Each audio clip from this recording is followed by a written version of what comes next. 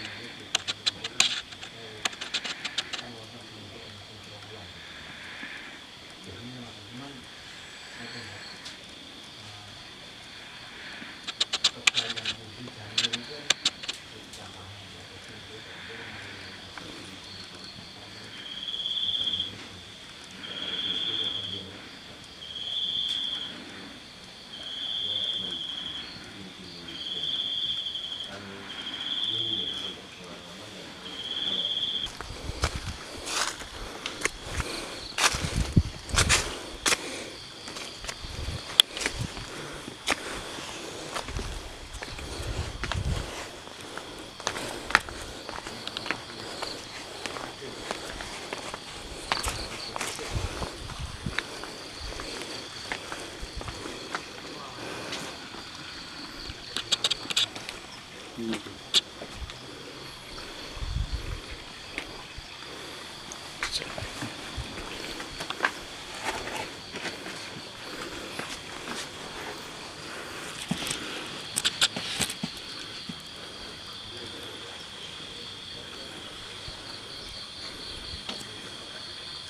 Trap 2.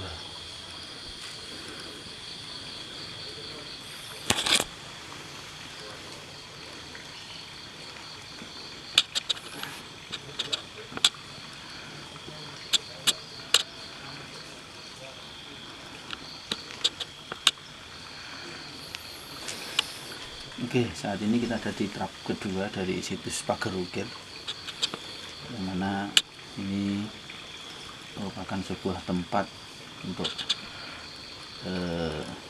semedi untuk pertama kali melakukan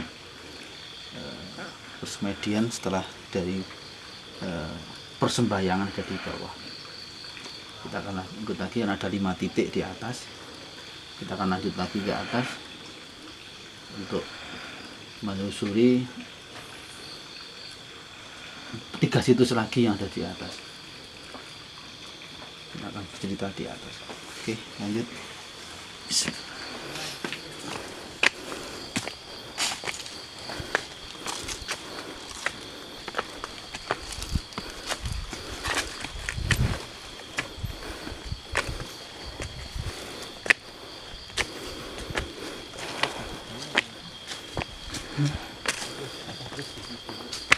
Dulu pernah menemukan sebuah batu yang di sebelah sana, nggak tahu mungkin satu titik dengan ini atau tidak.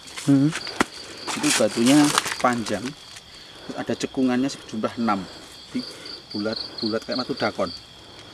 Saya belum tahu itu apa, tapi kalau saya rasa itu sudah sebuah perhitungan ilmu falak. Kalau ini mungkin nanti kita bisa nemui kalau memang jadi sebuah situs di sini. Saya dulu pernah menemukan di sebelah sana. Jadi saya tidak tahu masuk di sini atau tidak.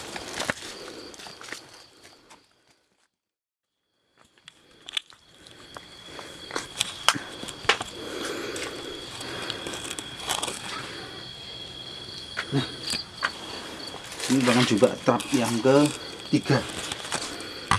Banyak guratan, ya. Ini guratan tidak sebagai mestinya, karena guratan ini merupakan guratan buatan manusia, karena sudah terkikis jadi sudah tidak terlalu terlihat. Di trap ketiga ini merupakan juga tempat semedi. Kalau di bawah itu kita baca tentang semedi suwung. Nah, kalau orang sekarang bilang semedi suwung. Kalau trap yang ke sini ini sudah masuk ke meditasi yang lebih tinggi lagi, ya. Jadi memang tempat-tempat untuk menggeladi di sini, ya, untuk belajar mengolah diri dan mengolah kesaktiannya ada di sini. Ini di trap ketiga energinya tidak begitu besar, agak kecil, karena mungkin hanya orang-orang tertentu yang di sini, ya. Dan energi yang paling besar itu ada yang di atas, karena seperti Prabu Airlangga itu di sini tidak terlalu lama untuk belajarnya. Oke, langsung aja kita naik ke trap selanjutnya.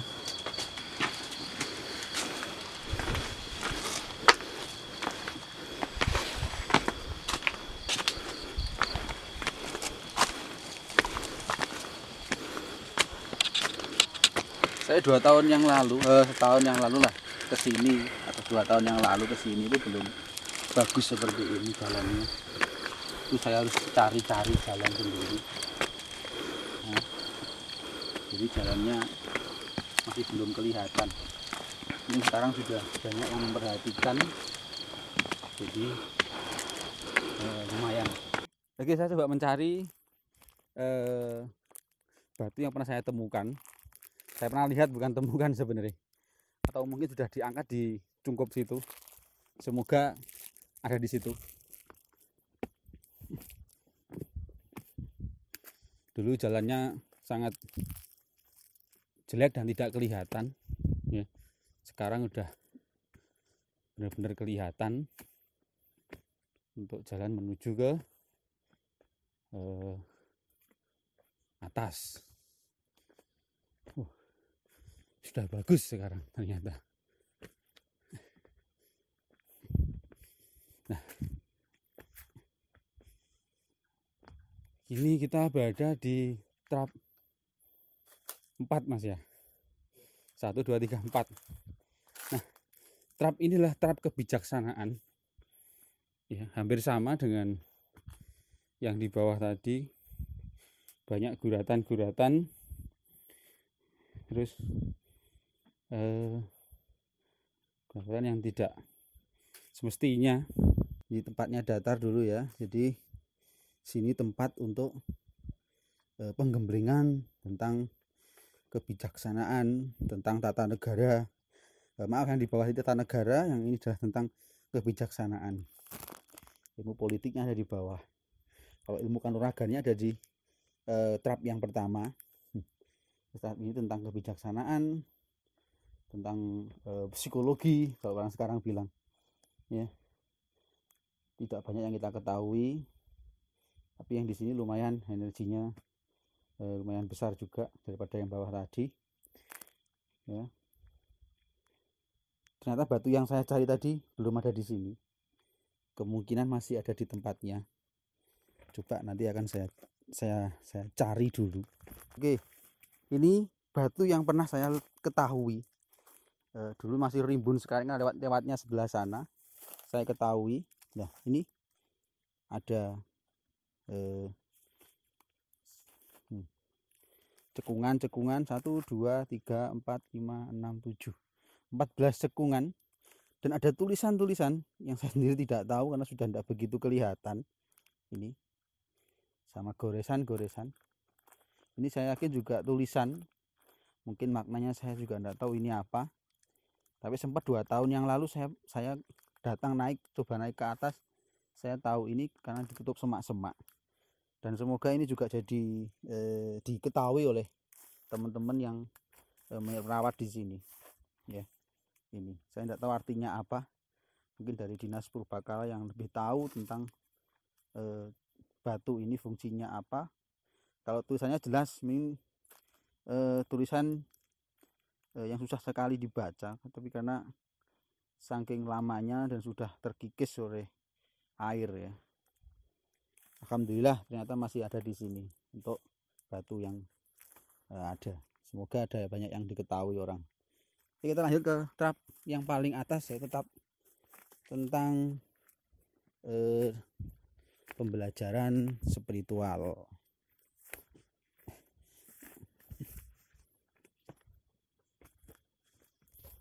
Oke.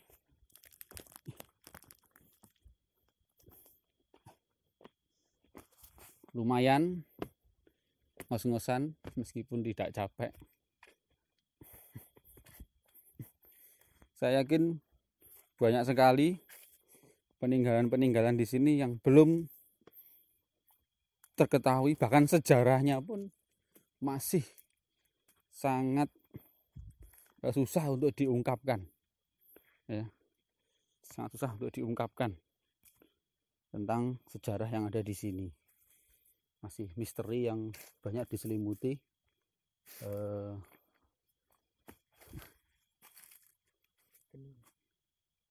kita tidak tahu.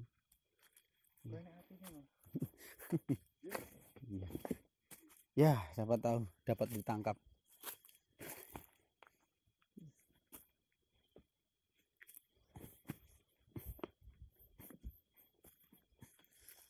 Kalau di atas itu semacam batu seperti ranjang. Batu seperti ranjang. Ya, seperti tempat tidur.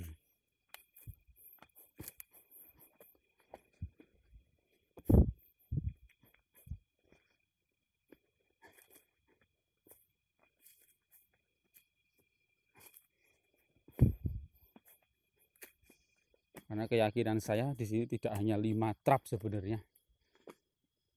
Ada 9 trap Cuma yang masih nampak yaitu 5.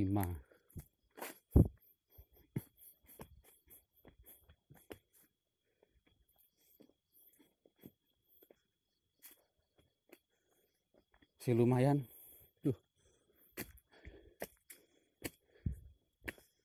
Perjalanannya masih lumayan jauh.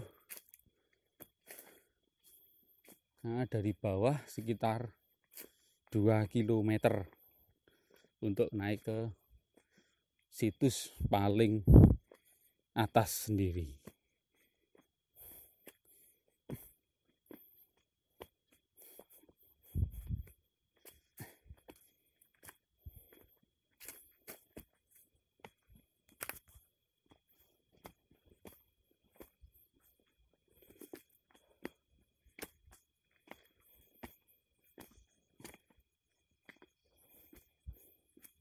Nah, ini kita sudah sampai di situs paling atas di trap kelima dari situs ini, ya. Nah, sudah ditata.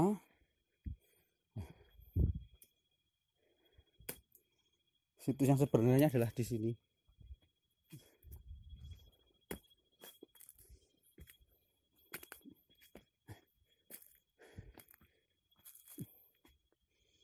Ini saya sebutkan tentang situs seperti ranjang. Nah, itu mas seperti ranjang yang di situ. Nah, seperti ranjang.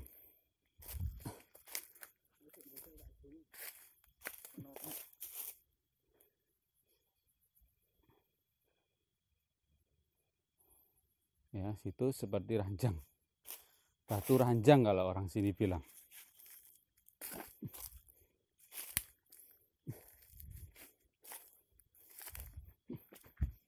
Nah, sudah sampai puncak, dan disinilah akhir dari sebuah pelatihan atau perjalanan suci di gunung yang dianggap suci oleh leluhur-leluhur kita, ya.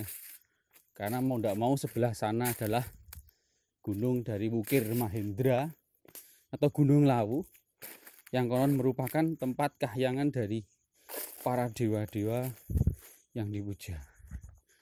Nah, di sini adalah puncak dari sebuah pertapaan dari Prabu Airlangga, ya. Kita akan coba lihat apakah ini benar batu yang emang dari dulu atau emang sekarang, ya. Tapi jika dari bentuknya itu persis seperti lingga. Kita akan coba untuk bermeditasi di sini, mencari tahu sebenarnya apa yang sedang ada di sini.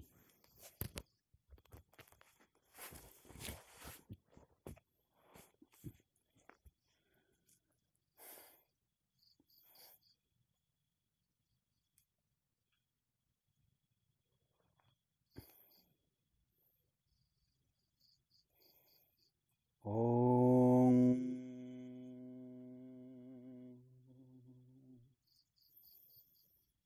Om.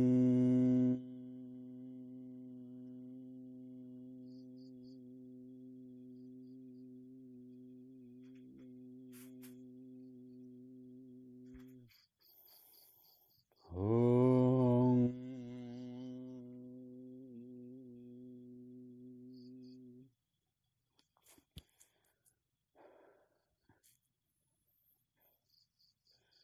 Niat ingsun wong kersaning Sang Hyang Goib kang hamengku jagating gaib sirullah zatullah sifatullah kodratullah hujatullah sabda jati sabda kersaning Gusti Idepku sang hyang smara kandung rumetsa banyuri kala wengi sakedheping netra kang tinatah pinaringan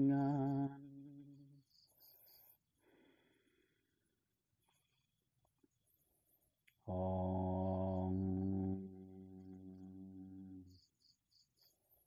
Om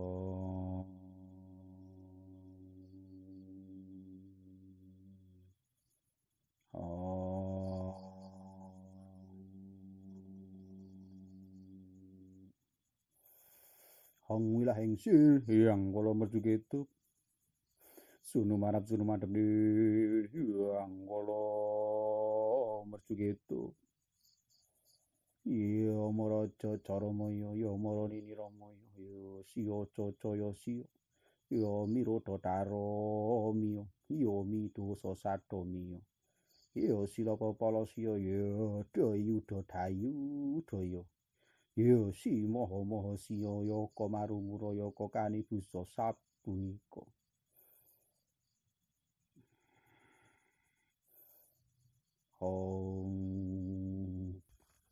ternyata bukan di sini tempat beliau untuk melakukan meditasi sesungguhnya. Ternyata ada di atas. Jadi saya tadi dapat sebuah tarikan energi yang kuat untuk menuju ke atas. Kita akan coba cari dari pusat energi yang menarik saya ke atas. Tadi ketika saya meditasi di bawah, itu saya ada tarikan ke atas dan ternyata beliaunya dari Prabu Airlangga itu ada di sini. Ya. Sejarah dari tempat ini adalah tempat pelariannya dari Prabu Airlangga. Ketika saat itu Prabu Airlangga sedang menikah, yaitu tepatnya di daerah namanya Medang, tapi Medang yang ada di Jawa setelah dari lereng Merapi. Jadi Medang ada 3, itu di lereng Merapi, terus Medang yang ada di sini, ya. Nah, di Medang yang ada di Jawa Timur itu ada di daerah Magetan atau di Nguntoro Nadi, yaitu zaman adalah Dharma Wangsa Teguh, yaitu setelah eranya Empu Sendok. Jadi Empu Sendok yang datang mengungsi ke Jawa Timur itu mendirikan kerajaan di sana, kerajaan Medang, dan setelah itu Empu Sendok pergi ke daerah Kediri. Ya. Nah, di sini ada Dharma Wangsa Teguh. Ada juga adalah Empu Barada. Empu Barada itu juga satu rombongan dengan Empu Sendok untuk mengungsi di sini. Nah, Empu Barada tinggal di daerah Wanagiri, sekarang di Wonogiri, sekarang di masuk wilayah Ponorogo. Nah, disinilah saat terjadi penyerangan dari kerajaan Morawali dan Sriwijaya yang dulu pernah ditaklukkan oleh Dharma Wangsa Teguh, itu menyerang saat terjadinya ngunduh mantu Prabu Airlangga. Dan hanya Prabu Airlangga yang selamat dan patihnya Harotama dan beberapa prajurit. Beliau datang ke sini ketemu dengan Empu Barada. Ditolonglah oleh Empu Barada. Beliau diajari tentang ilmu tata negara, tentang ilmu kebijaksanaan, tentang kepengetahuan, tentang kanuragan, dan tentang bagaimana manunggaling kawula Gusti yang konsep yang sudah dari leluhur-leluhur yang zaman dahulu. Nah, di trap yang keempat, Narotama dan Empu Barada hanya bisa mengantarkan Prabu Airlangga menuju ke atas sendirian, yaitu ada di trap 4. Jadi mereka berdua tidak bisa naik ke sini. Karena yang namanya di sini adalah nama tentang spiritual, yaitu tentang kemanunggalan dengan Tuhan atau nyawiji dengan Tuhan. Kalau dulu raja itu adalah sebagai perwujudan dari seorang dewa. Jadi disinilah di daerah tempat ini Prabu Airlangga mendapatkan wahyu kerajaannya, yang akhirnya beliau bisa menjadi seorang raja yang sangat besar, terus bisa menaklukkan Wengker ya. Dulu juga Prabu Airlangga itu jadi buronan dari kerajaan Wengker, kerajaan Worawari, kerajaan Sriwijaya, kerajaan Wengker itu juga musuh dari Prabu Airlangga. Ketika Prabu Airlangga sudah sukses mendirikan kerajaan, maka ditaklukkanlah Wengker. Dan itu ada prasastinya, ada di daerah Ketro Sambit. Ya. Jadi daerah Ketro Sambit merupakan kerajaan Wengker yang terakhir. Kerajaannya adalah mungkin dulu sudah pindah berapa kali, 3 kali kalau nggak salah yang saya tahu. Karena di sana ada beberapa situs-situs yang ada di desa Sambit yang menunjukkan bahwa di sana dulu adalah pusat kerajaan Wengker. Mungkin itu saja yang bisa saya sampaikan di penelusuran sejarah kali ini di Pager Ukir atau Watu Dukun, yang mana tempatnya ada di Sampung, Desa Kunti, Kecamatan Sampung. Dari jalan utama itu sekitaran 4 atau 5 kilo menuju tempat ini. Dari bawah, dari trap 1, dari Sendang Jagat, terus ada tempat persembahyangan, yaitu tempat sebelum kita naik ke belajar untuk ke atas. Sampai ke trap 5 ini yang di sini itu memakan waktu sekitaran 30 menitan untuk naik ke atas. Ya, mungkin itu saja yang bisa saya sampaikan. Sampai ketemu di penulisan sejarah yang lain. Semoga bermanfaat dan menjadikan kita lebih mencintai, lebih menghargai tentang budaya warisan leluhur. Saya dari David Eko Prasetyo dari Padepokan Warok Mudo Ponorogo. Salam Rahayu.